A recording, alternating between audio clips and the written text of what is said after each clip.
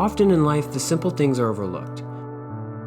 Though there are more important things in life, there's nothing wrong with appreciating the simplest of things that make life that much better.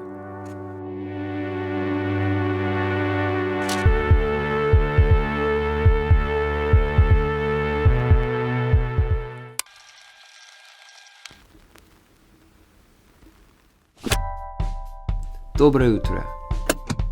Sabajo Hairi. Zhao Shenghao. Buenos dias.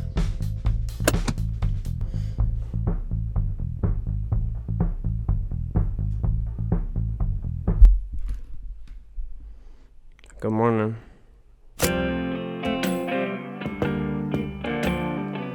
No matter how you say it, you do.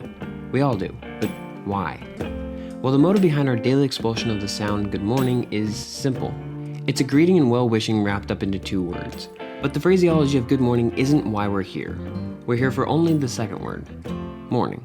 If you're unfamiliar, morning is the period of time between midnight and noon, especially from sunrise to noon. Sunrise. We always say sunrise and sunset, yet both are actually false. The sun is never rising nor setting, it's all just perspective. Due to the Earth's rotation towards the east, it appears to us as if the sun is traveling west. Ergo, the sun is rising and or setting. It's not. It's not doing that. It's not what it's doing. I'm not entirely sure where this misconception came from, but it is possible that the correlation between set or rise and the sun came from the Greek philosopher Aristotle, who believed the Earth was the center of the universe and the sun and everything else revolved around us. And maybe the word just stuck. But it's just a theory. A personal theory. So what makes mornings an advocate to be praised on this show?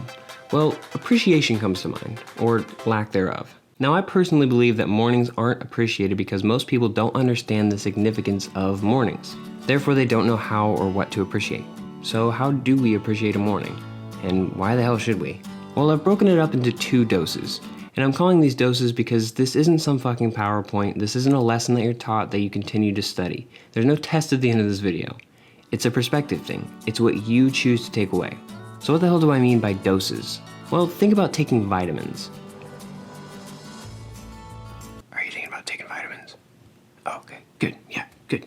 Taking your Flintstone vitamins one morning, one time isn't gonna better you. It's the action of taking them daily that aids you. So, think of both of these doses as morning thought vitamins. They should be something you take daily. Think about these things as you wake up, as you sip your morning coffee, and you'll grow to not only appreciate, but adopt the wonders of AM into your own life. Well, I mean, unless you're not a morning person, then you're pretty much shit out of luck. Dose 1, peace. Here's the thing about peace. It's around us at all times. It's accessible for everyone. It's just a matter of how you get your little slice of pie. So how do we implement and find peace in our everyday lives? Well, I mean, I'm not trying to sound like your dad, but something you can try is to not check your phone immediately when you wake up. We all do it, no shame, but try to not, and see what happens. When you wake, get moving. Take a piss, make some coffee, maybe take a shower, do some yoga, pee again, eat some breakfast. This way your brain can naturally wake up on its own time rather than being catapulted back into the hectic digital world. Tristan Harris writes about the impact of immediate phone consumption after exiting sleep. In an article from Business Insider, he says, and I quote, "When we wake up in the morning and turn over our phone to see a list of notifications," he writes, "it frames the experience of waking up in the morning around a menu of all the things I've missed since yesterday," end quote. Basically, you're creating urgency and stress that you don't need in the morning. So give it a good 15 minutes or so before you go sneaking around the internet, The two pictures that were posted in the 8 hours you've hopefully been offline can wait. I found that making breakfast and coffee, sitting outside and watching the sunrise with some light music playing from a Bluetooth speaker is a very elevating and peaceful morning experience. Listening to the sounds of the world waking up, as well as some music you enjoy, will project a calm mindset for the rest of your day. And yes, I'm aware that this makes me sound like an 80-year-old man, but give it a try when you can. It's nice. Although due to the ongoing pandemic, there's a pretty good chance that you or those closest to you are struggling. From being laid off to the anxiety of being infected. These are strange and stressful times, and it's progressively getting harder and harder to find peace. But now more than ever, a peaceful state of mind is important. You should be starting your day calm and collected. This goes for everyone, whether you're in the medical field on the front lines or quarantined at home just trying to keep the lights on. It's important to do these things with a clear mind. So before you take on the day or even check your phone, try to find your piece of peace. Some days it's going to be harder to find than others, but it's there. I promise. Dose 2. Now, this one requires some imagining, so get lost with me here for a moment. Begin. The word itself is beautiful yet horrifying. I mean, think of your beginnings, your firsts. First day of school, first friend, first kiss, first date, first time driving, maybe even a first passion project. These are all wonderful beginnings. They're the start of new chapters. They're the gateways to new experiences and adventures. But they all come with a counter: fear. Now, we typically fear the unfamiliar. Fearing the unknown is good in a lot of ways. It's kept the human race alive. But it can also hold us back. Fearing the unfamiliar could keep you from your success, because you'll only ever have one first unfamiliar time at everything. After that, it's just old hat.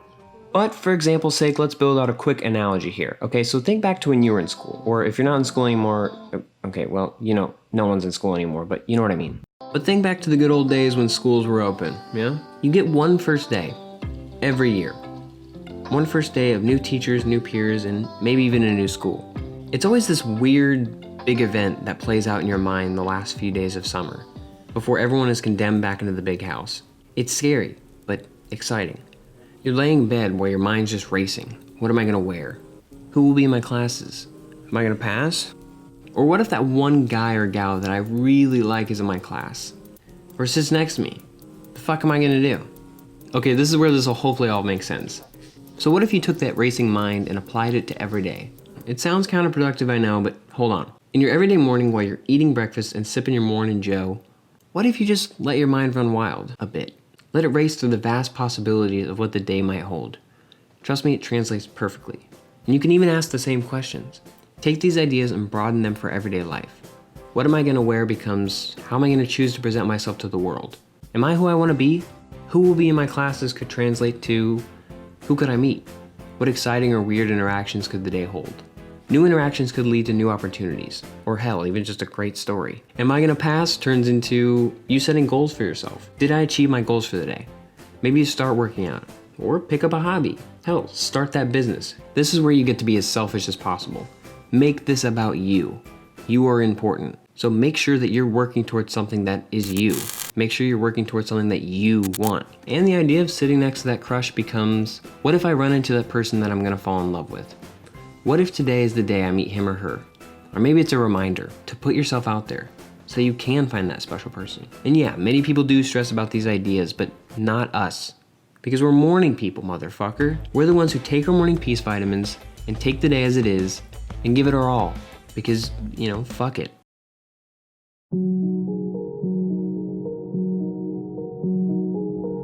But here's the big catch. Mornings are meaningless without meaning. And that's why I feel like they're so dreaded and overlooked by so many people. You have to have something you're waking up for. Otherwise, what the fuck is the point? Why are you getting out of bed in the morning? There has to be a reason.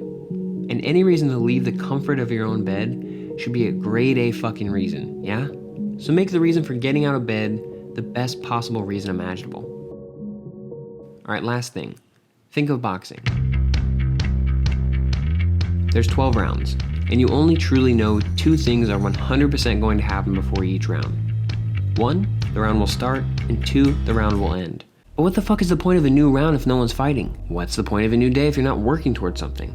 You're not fighting. You don't know what the fuck tomorrow holds. Hell, we can't even predict which way the wind's gonna blow, dude. All you know and all you need to know is that the day will start and the day will end. So do something with that. A day is just another day without intent. Life is all about balance. You can't have fight without peace. See, if you go into a fight just swinging with no target or thought, what are you doing? What are you gonna accomplish with that? You have to have the peace to focus on what you're fighting for, or to even know what you're fighting against. So take your morning thought vitamins. Know what you want, find your peace, and fight.